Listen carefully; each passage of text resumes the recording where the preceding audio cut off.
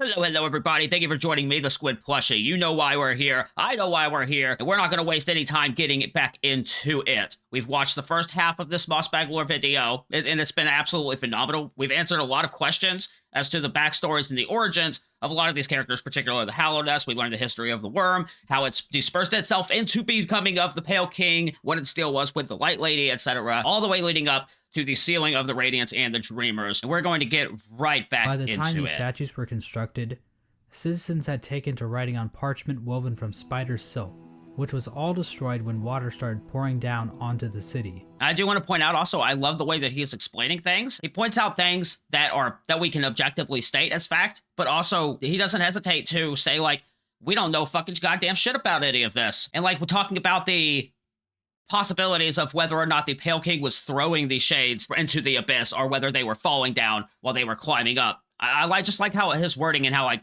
this is not the most likely, or this is least likely. In exchange of theories and interpretations, I think, is what creates the beauty of the whole, if that makes any sense at all. We don't know how long the Hollow Knight was able to completely contain the infection.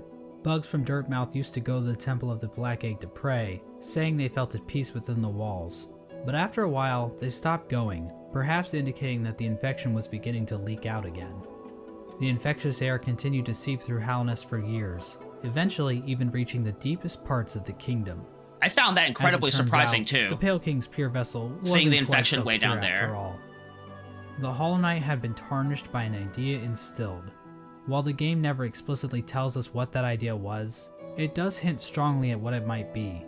Hidden away in the White Palace is a memory showing the Hollow Knight and the Pale King sharing a moment. It felt like, to me, I think I stated it in the moment, it felt to me like a Simba and Mufasa moment. The Hollow Knight might have developed a parental bond to the Pale King. Yeah. And who could blame I appreciate one of you guys for stating that out to me in the comments as well. After all. You know, if you ignore the infanticide and everything. Remember those smug mushroom dickheads? Well, it turns out their trust in the Pale King was a complete mistake. That shared mind isn't looking too good now, is it? In the fungal core, the corpse of a giant mushroom lies dormant. Its final thoughts were, "Pale worm, what good to see a demise unavoidable?" I like that he touched on that. I mentioned that in the last episode as well, because he brought up the fact that worms seem to have this kind of foresight. It's an interesting thought to think that, like, even though he became the Pale King, he knew where it all was going to end anyways. This could imply that the Pale King always knew that his kingdom was doomed.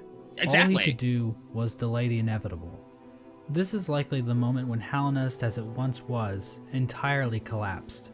I think that would explain why, if we're to look at the fact of why they created so many vessels, and we're to go along with, like, my idea that perhaps it's because they intended for this to be a cycle, especially once they learned that the pure vessel itself was not as pure or empty as it seemed. I think that's what we eventually became, like the actual emptiness. But it appears, based on the last innings we got, that we've become a little too strong, maybe? The Hollow Knight had not completely stopped the infection. A little too big for our shady britches. Sorry. And while it may have taken a while, Hallownest was eventually brought low. It's at this point that characters and areas begin to resemble as we know them in-game. When it became clear that the Hollow Knight was not able to contain the Radiance, the Pale King resorted to his final plan. He fucked off, hiding himself, his White Palace, and his Pale Court in the Dream World. At this point, all of the furniture in the palace... Hiding? Did he fuck off? Like, he saw it and was just like, I'm out? Really? Palace was covered under white sheets, similar to how people in the real world cover their furniture while away on long trips. The palace was also completely covered with thorns and buzzsaws, similar to how people in the real world cover their houses with thorns and buzzsaws. The Pale King would eventually pass away while sitting on his throne in the White Palace. So here's the way that I interpreted it. The White Palace, and what we see is more the ruins of it. And us going into the White Palace via the Dream Nail was us getting into, like, the everlasting dream of that place. Although his body did just kind of flop onto the ground, didn't it? And we totally sat up on that throne. There's no confirmation on what killed him, but there are a few things to consider. The throne room is incredibly dark compared to the rest of the palace. So, oh. I see. what I thought were ruins seemed to be just part of the natural. Because I don't remember, yeah, that there weren't any ruins of like spires and shit there. It's just that gate that kind of remained. And I'm wanting to think back onto whether there was a statement that I came across somewhere in the game that suggested the Pale King suddenly vanished. There's that, but what's drawing it to question in my brain is that I'm pretty sure there was also a dialogue that we said that no one has really truly seen the Pale King for what he actually appears to be. Was that because he was so bright that it was blind, or was that because he literally just never actually hung out with anyone? I guess that's unlikely, right? That doesn't sound very probable. And the particle effects and ambient track in this room are identical to that of the Abyss. All of the King's molds surrounding the Pale King are dead. The ancient basin itself also has become stained with the presence of void, as it can be seen as high as the rundown elevator shaft leading back to the city. Remember that bug that was sealed away in the Abyss to make sure the lighthouse wasn't turned off? Well, the lighthouse was turned off. I guess yeah, we had to living relight with it, right? purpose thing is a crock of shit after all. It seems as though the Sea of Void itself actually convinced this bug to betray his king and turn off the lighthouse. Oh, that explains why his eyes are all crying of the void. I don't know if I would say that that it was convinced. It was probably just taken over. That's very likely that it was Now, just taken over. I would think, right? Exactly how conscious is the void? Is the void able to think for itself? There's little eyeballs in those form tendrils. Strategies? Does it host a podcast? Oh. Well, according to this Chozo statue ripoff, the void It is a Chozo statue. That's is funny. powerful, but not unified. So while it can thrash around at things that come near it, or call out in unison to turn off a light, it's not a single conscious being. Getting back to the Pale King, one could argue that the Void might have played a role in his ultimate demise. I was just thinking that viewpoint in the past. And more to that suggestion, these ancient bugs that existed prior to the Hallownest that worshipped the Void would have been the one to construct the ancient basin. And the little corpse bug statue Chozo ripoff guy that's holding the black ooze. I don't think it would be outside the realm of possibility to suggest that they knew of a light or were perhaps warring with another kind of light way back before the Hallownest. There was mention in the last episode of a war with a black worm that I'm very interested in learning a little more about. I wonder if a black worm... Oh, that has me very intrigued. We have to remember that there isn't enough evidence to know for sure. As an expert lawyer and a good friend of mine, Johnny Cochran, once said, "Any evidence that the Void was involved in the Pale King's death is circumstantial. My name is Johnny Cochran." Just above the White Palace, I see. The bugs in the City of Words Tears to live weren't by. faring much better. Even if we ignore the fact that the infection was still around, there were other issues that helped lead to the city's downfall. Due to the gates being sealed, some bugs resorted to cannibalism in order to avoid starvation. And chopping up the little mushroom peoples back there And too. there's also that metric fuck-ton of corpses lining the walls of the Soul Sanctum. When all was said and done, the only citizen left I hate standing you. is a You're so turtle condescending and to me. All I wanted to do was give you a flower. You laughed at She's me. a fucking Dark Souls character. She The do White Lady laugh ends up in a like cocoon she's a deep Dark Souls within character. the Queen's gardens. She decided to place bindings on herself in order to keep her from spreading her seed. She claims that this is because of the shame she feels in helping the Pale King create the vessels, but honestly, it's probably just her kink. The White Lady also diminished her power, possibly as a way to keep herself hidden from unwanted visitors.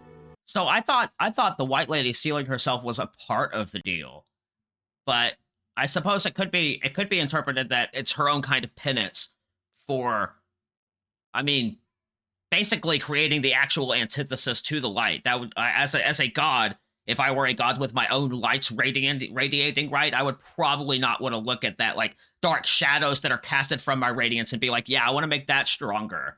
Outside her cocoon, Drya stood guard, protecting her queen from the violent traitor mantises. Drya is eventually killed off by these bugs, which is actually pretty pathetic if you think about it. I mean, we're that's not talking like nice. the Netgear WPN824N N150 wireless router pathetic. He really Speaking likes of routers. great knights dying pathetically, let's move on to Hagamol. Hagamol held the city crest, I think I get what he's to trying to open do. one of the gates to the City of Tears. At some point, Hagamol's armor shell was stolen by a maggot. Now, maggots were generally looked down upon and forced to do menial labor. They were incredibly weak, and basically I slayed deserved those all guys of the so discrimination they cold-heartedly. got. But this one maggot decided to turn the tide, so he stole Hagemol's shell so that he could defend his downtrodden brothers. He did become a pretty goddamn His good fighter with that actions shell, weren't by the motivated by way. the infection, but instead was the result of how hierarchical caste systems will always lead to revolution from the working class, and that true freedom can only be achieved blah blah blah, capitalism is bad, subscribe to my Patreon. Ogre moved to the I appreciate Royal that, Waterways Mossbag, thank you. and started living in shit, changing his name I like his to sense of Dung humor. Defender. Like I said in the last video, he's funny. Shit as much as the next guy, but you'd have to really love shit to put up with living with the flukes. The Dung Defender kept an unwavering No, sense of duty no. Living with Ogre would be living with the shits. Living with the flukes would be living like in a completely different, very liquidy environment. loyalty to the king, and love for his fellow knights. So much so that he made shit statues of them. How nice. Ogre acted as the defender of the pipeways, as well as Isma's Grove. A section of the Royal Waterways became filled with acid, and in the middle of it all rests Isma's corpse, which has been overcome by plant life. Isma is likely the one responsible for this acid blight, but we have no idea what happened to her. I do have to proffer that there is some kind of connection between Un and Isma as well, given they're both very kind of floral, you know. And of course the acid, if that acid is sourced from Isma, and the Lake of Un itself is an acid lake that the slugs can just kind of swim all around in. Hornet's whereabouts during this time are fairly mysterious. Un-X Isma? Un-X Isma? No. It's Ogre X Isma, We know that right? she departed Deep Nest and didn't return until the events of the game. At some point, she took to guarding Hallownest from intruding warriors, as well as the cast-off shell in the Kingdom's I have Edge. to read that Coral comic, Despite absolutely. the Kingdom's woes at large, fortunately this fate did not befall one of the fandom's favorite characters. The Menderbugs continued to fix the broken signs and wayposts of Hallownest. From a diary entry, we can see that one Menderbug in particular had found himself on the precipice of a long and loving relationship. Hello again, diary. Not long now until the next Minder Bash. For us stealthy types, we're a riotous bunch when we get together, and Minderberry kept flashing me that smile. It might be time to muster my courage and act on it. I love my home and my life, but sharing it with another? Why, that'd be the berry on top. Greenpath also underwent some changes during this time. The Mosskin were waiting for Un's call, which would bring them back into the dream they were originally born from. But for some reason, Un's strength deteriorated. We don't know why this happened exactly. Was it due to the White Lady claiming part of her kingdom? Was it somehow due to the infection? Some Mosskin believe that Un went into hiding, but it appears as though Un is, in fact, calling to her children. But many of the Mosskin are— That is one NPC that I really want to make it a point to dream now, by the way, when we get into my Steel Soul mode run. Do not let me forget to do that, and do not let me slay him as I did previously, because we encountered them before I even knew the dream nail was a thing.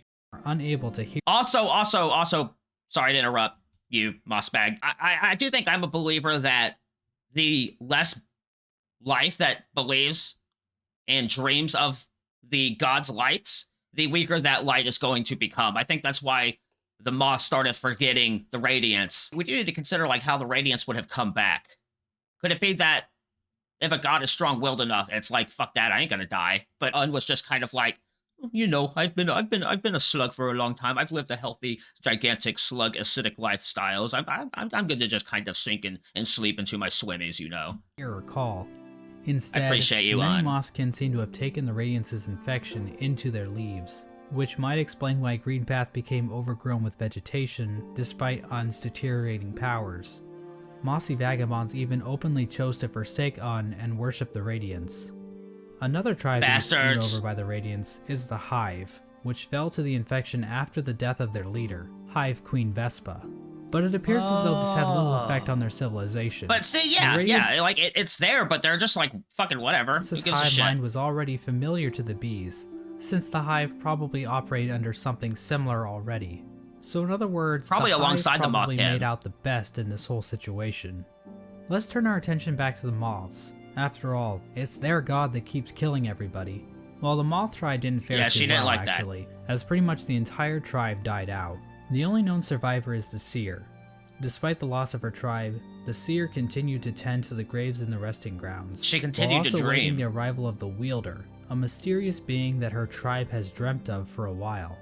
I do have to wonder before, maybe he's about to extrapolate on this, that seems to have been a regular occurrence thus far. Did any part of the Seer feel kind of bad that the radiance was dying out, or did the seer believe that that's the nature of things and the way that it goes? It's interesting to consider that the Dreamnail itself seemed completely neutral and bereft of any kind of particular alignment. It was not a radiance Dreamnail. You know what I mean? I guess that might explain why the Mothkin possibly started to forget the radiance, is because perhaps their worship wasn't necessarily the radiance itself. They held a strong belief in remembering the dead and remembering that which existed but no longer exists. And in remembering the dead, there is a part of that mentality and that philosophy that includes acceptance, and acceptance that you cannot bring back the dead. So I'm curious how deep into that particular philosophy the Mothkin might have gone. In the Kingdom's Edge, the land became covered in ash, molting off of the worm's decomposing corpse. Fantastic artistic touch still, by the way, having it shed like that. The Lord Fool passed away at some point. Oh, and you do see that. I do think it looks like there's Void crying there as well. They have not used that outside of particular contexts in which, like, the Void is relevant and important, right? But nobody really seems to notice or even care. The fools inside the Colosseum they do. That's true. That is true. Still seem to have maintained control over themselves.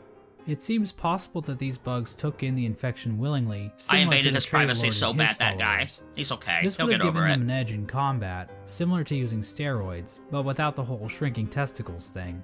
However, even the Traitor Lord and his followers went mad. Only when it's cold out. What makes these fools any more special? As for the Pale King's champion, the Pale Lurker, well, she just went the normal kind of insane. Yeah, she basically became Gollum. Unforeseen event with the Pale King's plan. When the Hollow Knight was originally chosen, the door to the Abyss was sealed, trapping the discarded vessels within. But apparently, some vessels didn't get the memo. Vessel corpses can be found littered throughout the kingdom. There's one in the Ancient Basin, one in Greenpath, and several trapped in Nosk's lair. That is true. So how did they and we get there? Another vessel that escaped from the Abyss is the player character, the Knight. Look at us, we're so cute. The details on how the vessels escaped the Abyss is unclear. There are indications that they might have slipped into Deepnest through some old passageway, given that was a thought, using the Solstice siphon and all the thingies. Corpses found in Nosk's lair. At some point, all entrances to Hallownest were closed off. With there is also that NPC that we can unlock through the door on the surface level by Dirtmouth that can summon our Shade Spirit from anywhere within the Hallownest, right? It doesn't state like how we ended up there, but it does state that it is possible for those shades to travel through and completely bypass the seal in the Abyss itself. The Old Well and Dirtmouth being the only way to sneak back in. Despite this, several people have wormed their way into the kingdom, with few ever returning. Good old Cordifer. I love you and your maps and your wife. Seem content to just pillage artifacts from the ruined kingdom. But other bugs seemed interested in something. Also, I want to remember that it wasn't so much that NPC. I keep forgetting the names, and I'm super sorry about that. The one that we sell the collectibles to, he had a fascination with the preservation of history itself and with the knowledge that was inscribed on this. So it wasn't so much for like profit. You know what I mean? In the Howling Cliffs rests the corpse of a member of the Grim Troop. Kind of. The task of this bug appears to have been to seek out Hallownest, so that the troop might be summoned to the kingdom in the future. The Grim Troop are basically a group of bugs that serve a higher being known as the Nightmare Heart. The troop keeps the heart alive by feeding on the nightmares of fallen kingdoms. This process also involves sacrificing the troop master to his own child because, hey, look at this cool ass boss battle. Another important group don't judge him and our kinks, okay? After being abandoned by their old gods, the gods of thunder and the gods of rain, these bugs left their home in the land of storms, seeking out a new god to worship. The Godseekers looked to gods to save them from their own silent mind. While traveling through the wastelands, the Godseekers constructed devices called God Tuners. I didn't know all that about the Godseekers. Through this device, they were able to detect the lingering power of the Pale King. Might be a bit of lore that we haven't, their way to that I haven't experienced in the game. When they arrived, however, the Godseeker was forced into hibernation. She was encased in a strange sarcophagus-like cocoon, which was itself chained up with a lock. It's not clear how this forced hibernation worked, seeing as the cocoon appears to have been made by the Godseeker herself.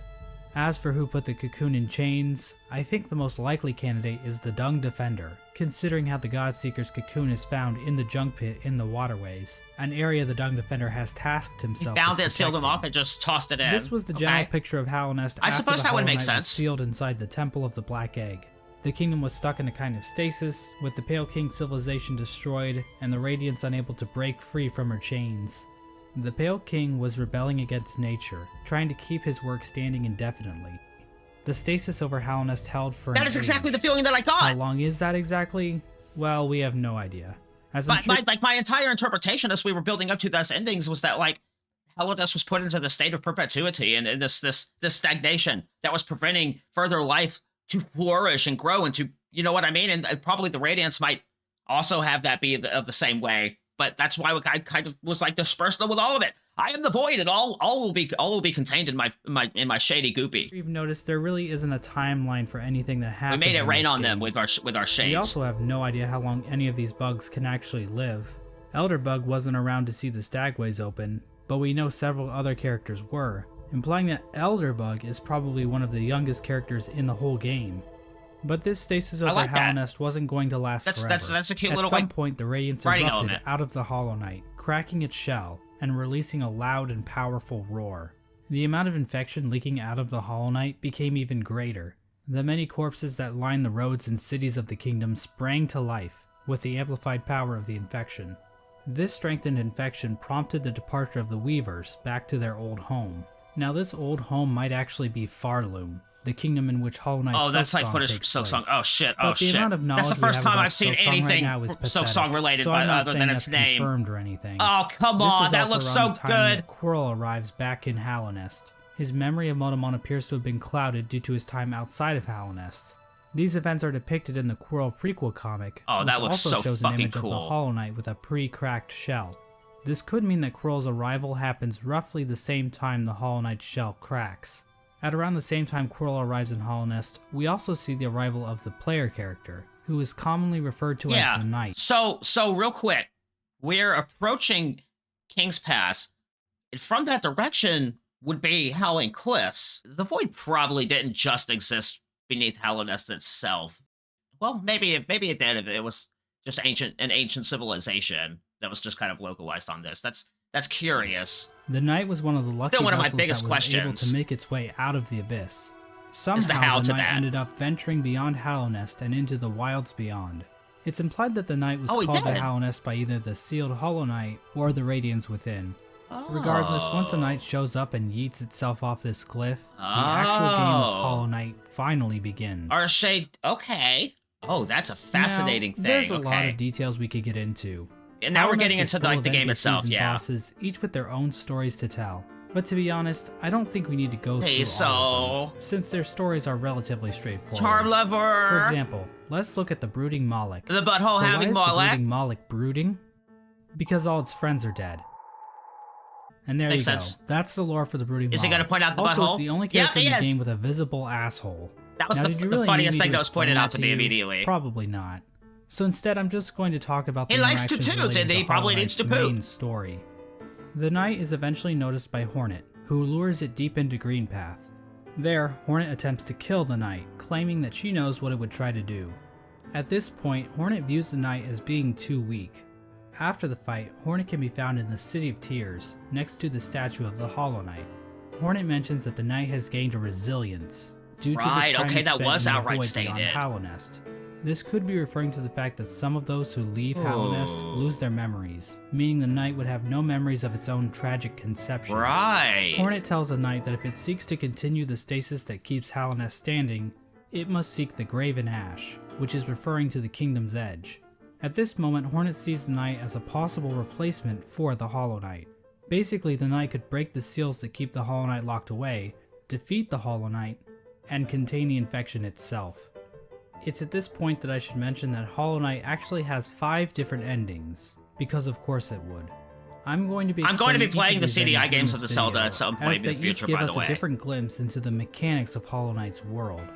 Now, to get the easiest ending to Hollow Knight, Hornet's instructions to go to the Kingdom's Edge can be ignored completely. If the Knight stumbles upon the resting I did ground, almost do that. Kingdom's Edge was one of the last areas that I actually went to. Into the Dream Realm. It's actually why I missed the Hero lore. Come to the Knight's rescue and grant it the Dream Nail, a special blade that can tear the veil between the real world and the dream world. With the Dream Nail, the Knight can venture to the resting places of the 3 dreamers, curb stomp their asses, and unlock the entrance to the Black Egg. Maybe the Seer did want it to end too. The Knight finds the Hollow Knight chained up, silently watching I love over this it. fucking music, by Once the way. chains are God broken, damn. the Hollow Knight screams with that familiar Radiance roar and pursues the Knight. As the fight progresses, the Hollow Knight starts trying to kill itself, Quirrell style. And I will point out, this is definitely like a stupid little nitpick. The nail doesn't have any pure light like engravings or shadows or glowies to it. So I never associated the pure nail with the Hollow Knight, and that was kind of one of the things that kind of tripped me up about endings 4 and 5, but I understand it now. But then the Radiance starts using the Hollow Knight's body to perform her own attacks. Once defeated, the Hollow Knight begins to spew infection. That explains why he gets like picked up the Knight by can his then like chest. That focus makes sense. infection into itself.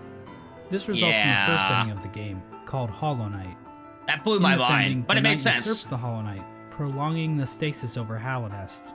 After coming into contact with Broken Vessel and drawing those connections, the ending one was kind of the one that I predicted to be like the first ending that we would probably get. Fuck if I know. And contain the Knight. And a new seal is that looks placed so over the fucking entrance awesome to the too. Black Egg. The animation's so good. Now good. there is one giant question looming over this ending. Can the Knight actually contain the infection indefinitely, or will the Radiant still manage to break free one day?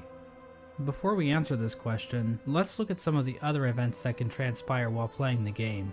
If the player chooses to go to Kingdom's Edge, Hornet will challenge the Knight one last time as a final test of strength.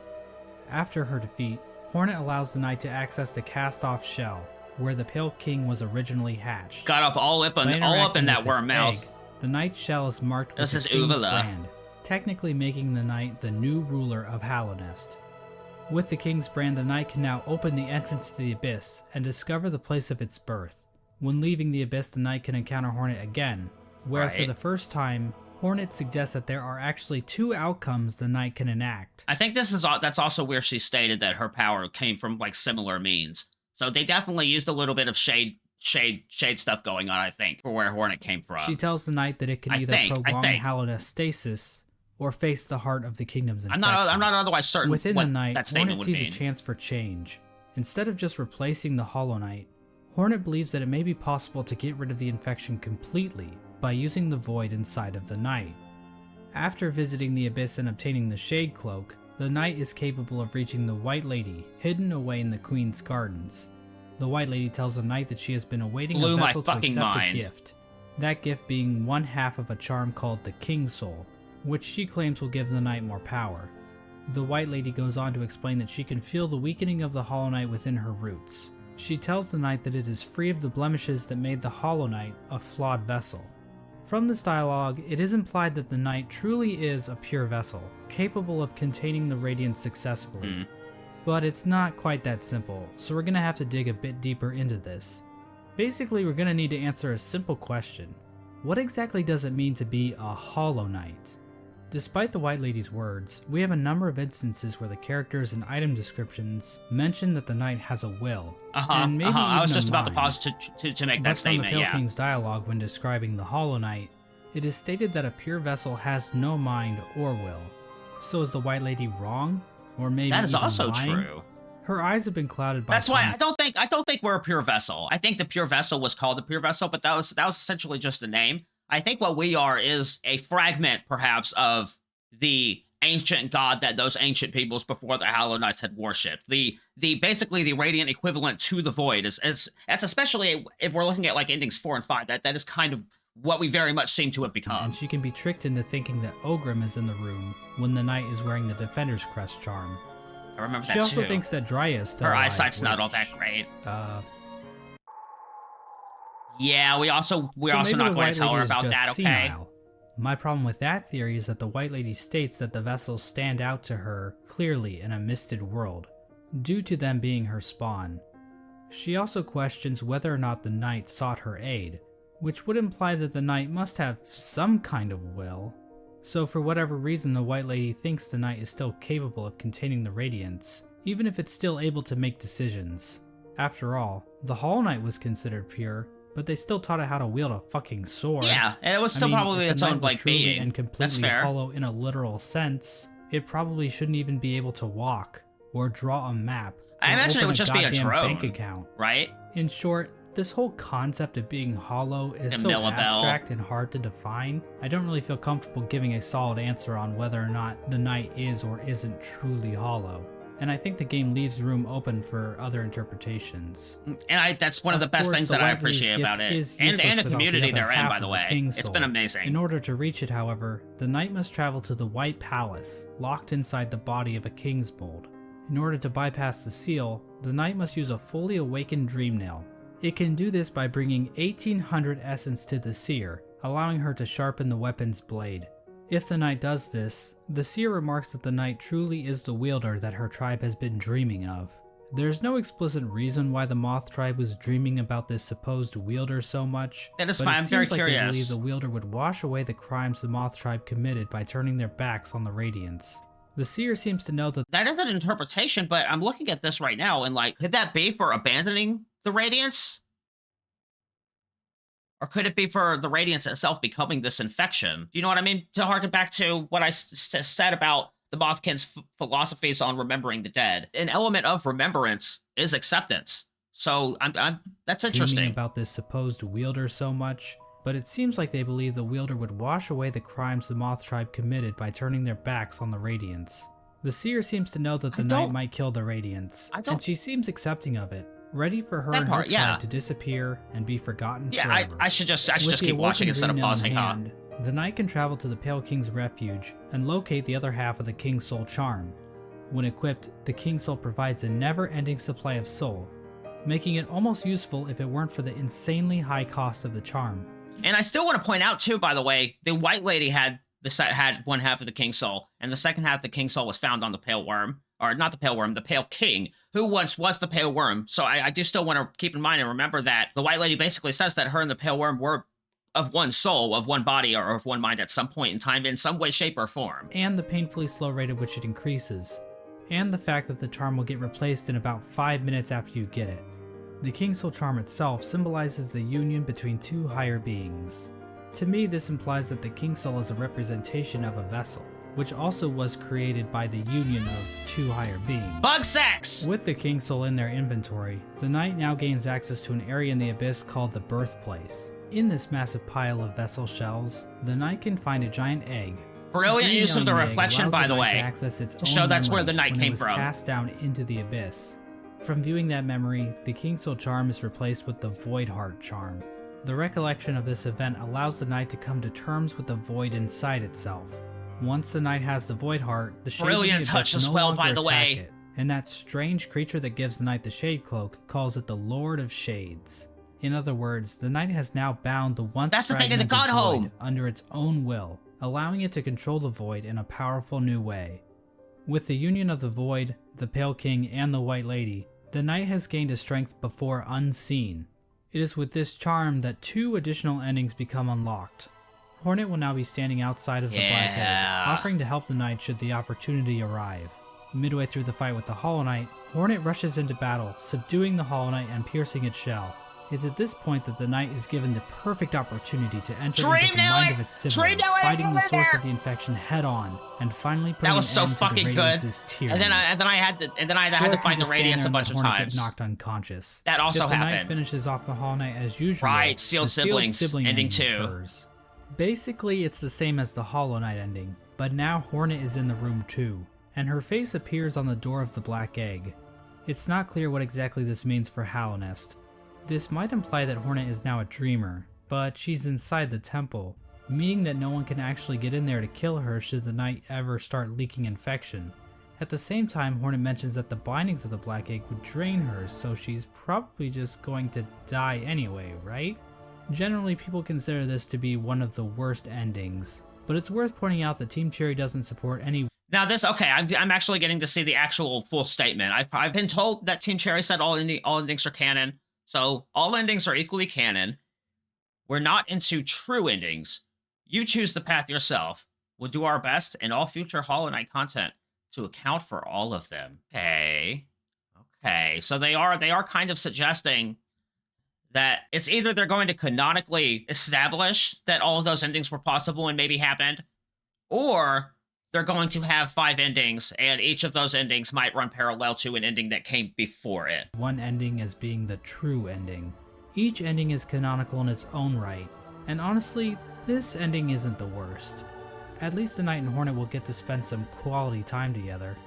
If the knight does dream they'll the Hollow Knight, Fucking God Home music in the background there. Can finally fight the Radiant's Flashbacks, head Pantheon on. 3 flashbacks. But the knight isn't alone, as the other shades from the Abyss will appear in order to that help was corner so the Radiance. cool. Eventually, that was the Radiance so gets cool. trapped in the tendrils of the Void. The knight bitch slaps I her a love couple that. times, and I then love the that. Radiance is Oh my consumed fucking into the god! I darkness. can't wait till we get into like the next Black Egg then playthroughs and I appears get to to turn to experience that shadows, again. and the Void seeps down into the ground. Hornet awakens to find the knight's broken shell lying on the floor. We get one final shot of the shades in the Abyss going to rest, and the game is over. Out, yeah. This ending is called the Dream No More ending. The Radiance is gone, and Hallownest is finally free from her infection. Now I think it's fair to ask a few questions about how the Dream No More ending comes about. Our When the shade Hollow Knight form was gets like the initially pure chosen to vessel become the pure horns. vessel, the Abyss Wanna was note sealed that. up, and the rest of the vessels were left to rot away. But somehow, vessels ended up outside of the Abyss, and then one of those vessels was used to replace the Hollow Knight. Exactly how much of this operation was planned, if at all? The White Lady was waiting for a vessel. Did she have any communication with Hornet? Hornet was guarding the King's Brand, the only way for a vessel to enter the Abyss. How did she know it was necessary to guard the King's Brand from weaker vessels?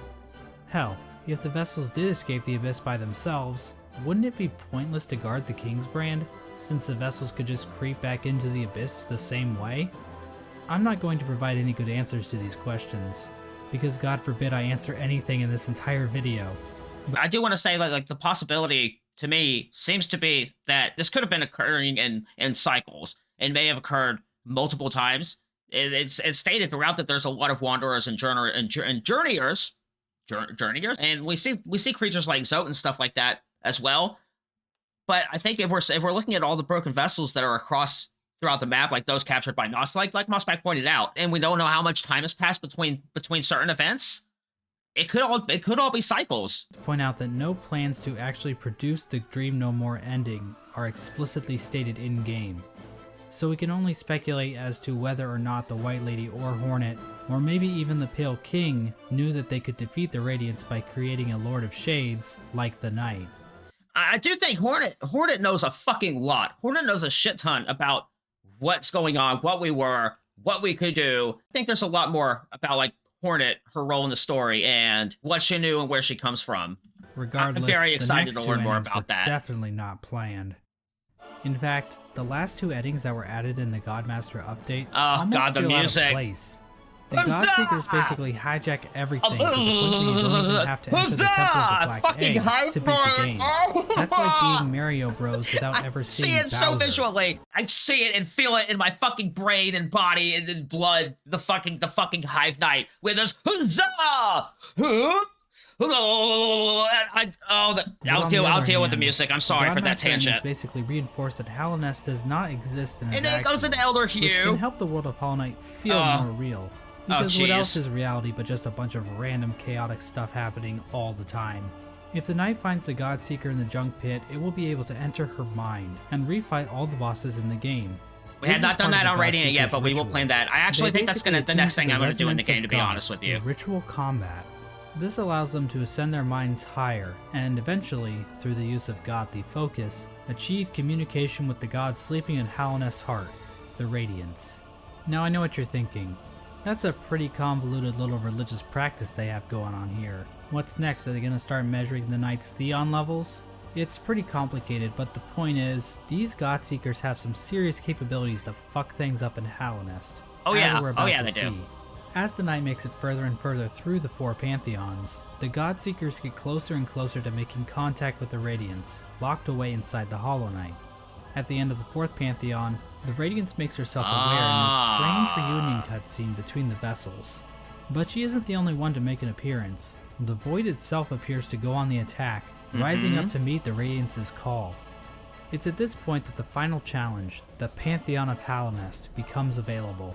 So it's safe to state that the Godseeker had been attempting to reach the Radiance via the gods through Hallownest, and the increasing intensity of the Pantheons might suggest the levels of strength to those gods. And it was only by our injections of ourselves, basically, that she was able to eventually meet the Radiance. But it's also through her broadcasting and connecting with these gods through the dreams that we were able to access the Radiance. If we're excluding how we did so in the in Endings 3 at least. Godseeker finally acknowledges the Knight as being more than just a simple cringer, and they begin to watch the Knight more intently. Our relationship really grew together. After bosses in the final Pantheon, the Knight finally comes face to face with the Absolute Radiance, a stronger, more enhanced version of the game's final boss. Absol-Rad, good old Absol-Rad on Radiant is going to be a nightmare. 40 minutes of intense agony and tedious boss battles, the Knight has finally reached the ultimate enemy, responsible for the destruction of Hallownest. Truly, this will be a battle for the ages. But first, let's check in on our old pal Menderbug. Bro! As it turns out, he's still alive when the Knight arrives in Hallownest. He's not, because I killed him! And I think you know that, Mossbag. I think you know that I killed him. His diary. My lovely diary. Someone's gone and broke my favorite sign, right there at the top of the crossroads. Keeps happening too, but you know, I just can't get mad about it. I should be thanking them, really. More chances to fix that beautiful, complex sign, and I've stocked up on spare parts, so I've no fear it'll ever stay broken for long. Unfortunately, the only way to ever read the Menderbug's diary is to kill him in cold blood. I'm not sure used why my nail. I didn't thought Descending this was Dark. I slapped it with my nail. I made it personal. The general consensus on Reddit is that they are bloodthirsty warmongers, so it checks out. But at least Menderbug's last moments will be spent. No, hold on. I wanna go back and read those really quick. Ari murdered by cat. Menderbug deserved better. Your favorite Love Island couples are all right here. Ben's your favorite guilt. I'm not gonna get into that one. William told me he's happy Mila is dead. Who the fuck is William? And me and him need to have a discussion in remembrance of Tiso. Kuro was too young. Are any of us safe? We're never safe. I think Jack is following me. Give him a high five. Be like, what's up, Jack? Don't do that. Don't do that. Call the cops, actually. It's comforting to think that his final seconds of consciousness were spent in total bliss, before we sent him hurtling into the infinite chasm that is oblivion. Well, anyways, we couldn't dream nail him either. There was no dreams to be essenced. The essenced. fight between the Knight and the Radiance plays out differently than in the vanilla ending. This time around, the Knight is not accompanied by any shades. Instead, it is just us, yeah. After defeating the Radiance, the Knight seems to transform into this monstrosity. Now this creature goes by many names.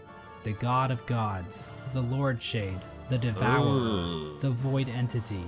But I don't really like any of those. I see. So I will just okay, I'm getting that. I'm getting that. That exact visual I am getting. I think I know exactly how to do it. We are then treated to the Embrace the Void ending. Bill comes back down from the sky, dropping into the rest of Godhome. The Godseeker starts to get pulled into. I like to Bill imagine she had this tendrils. sense of like just. We then cut to the Godseeker in the junk you know what I mean? Void starts leaking out of her eyes, and it appears as though Bill is making an escape back into the real world, which is probably a bad thing. Finally, we see Hornet standing outside of the Black Egg as the infection begins to disappear from nearby vines. Hornet hears footsteps coming from inside the Black Egg. It is from inside the Black Egg, yeah. Reveals itself to her, and the two prepare for combat. So from this cutscene, we can see that the Radiance's death in Godhome actually did kill her for real, meaning that the infection over Hallownest is now gone. This means the seals inside of the Black Egg probably wore off, allowing the Hollow Knight to escape its prison. In other words, the Embrace of the Void ending is a goddamn cliffhanger, and we have no idea how Team Cherry plans to follow this up. The Hollow Knight is running loose in Hallownest, and the Knight has transformed into a raging void monster that might try to destroy the entire kingdom, or at least what's left of it. Return everything to the primordial ooze. The announced sequel, Hollow Knight Silksong, doesn't seem to be related to this ending at all. But that's a whole different shit show. No, it would have to be. There's no way they would not. This ending is the After making that statement about them all being canon, there's no way they would. Did this creature exist in the void already? Or was it somehow willed into existence by the power of the Godseekers? Did the Knight turn into this thing, or did it just become a part of it? Examining a statue of this creature and other forms of the Knight grant the player a Hunter's Journal entry for an ancient artifact called the Void Idol. I'm still getting it, by the way, despite knowing what it's going to say. Might have been worshipped by the ancient civilization. Rare artifact from a time before Hallownest. Its spires twined in a unified form contains a large amount of liquid from the abyss, perfectly still. I see. So the more bosses that we complete on the Radiance within the Hall of the Gods, the more that vessel becomes full of the goopy shade. We don't know what this worship of Void exactly looked like. Maybe the Void they worship took the form of something more sinister. There is one thing. Hopefully not Ronald McDonald. That'd be fucking nightmare fuel. It's weak to flowers. Yes, These And the things. delicate flowers, yeah. I personally, I love that implication. That Zamir has stockpiled up her ass are actually useful for something. They contain a strange power that even deters the White Lady from touching one. The Godseeker, however, is dumb enough to accept a flower from the night. Like, okay, I'll take it in my little claw. If the player does this, instead of Void being released out into the world, this flower pulls a no you, and the Godseeker and Void disappear into thin air. The flower itself is described as giving off a pale light, which appears to connect it to the pale beings. Like I said before, pale beings appear to be some form of top-tier gods. As of right now, we are only aware of 2. And we because of the use of the white versus the black, it is completely within the realm of reason to suggest that there are other pale worms that come from elsewhere outside of what the Hallownest was. Fascinating thought. That's a fascinating thought. But the fact that Zamir brought these pale flowers from a faraway land implies that there are definitely more of them out there.